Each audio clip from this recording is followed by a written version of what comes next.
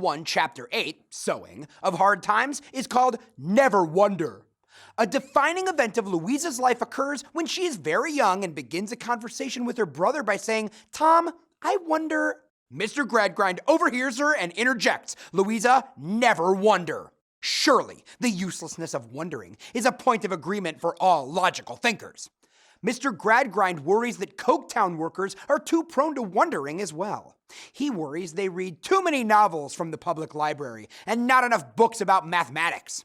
Tom and Louisa have a long talk in which Tom tells Louisa how much he hates his life. He hates his studies and hates having so little pleasure. He hates everyone but her.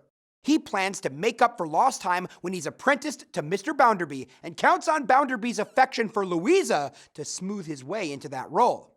Louisa too bemoans her situation, unhappy she does not know what other young women do, how to amuse and entertain others, indeed, how to interact socially.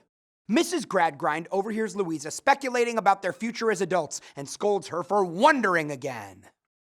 The disapproval of wondering fits with Mr. Gradgrind's disapproval of imagination in all its forms. Wondering is not fact-based. It is actually an absence of fact because it's based on suppositions, not facts, and one cannot wonder about an actual fact. And yet, some situations by design are not based in fact. Speculating about one's future is one of those situations, and it's important for children to speculate about their futures to set goals and aspirations for themselves. Children wonder. That's what they do. They wonder if they will grow up to be bankers or doctors or teachers.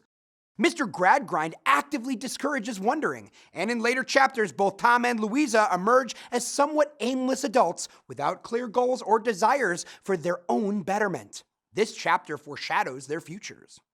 Tom can think only of enjoying himself as he makes up for lost time. He will engage in such extreme rebellion that he will pile up debts and commit a crime to cover them. Louisa, ever passive and alienated, will adopt the attitude that nothing she does matters. When Louisa contemplates the fire and Tom asks if she sees the circus in it, Dickens is using the circus to symbolize imagination and art. It is evident that Mr. Gradgrind's philosophy about wondering actually defeats its own purpose, to allow his children to grow into productive members of society, a distinction important for the entire novel.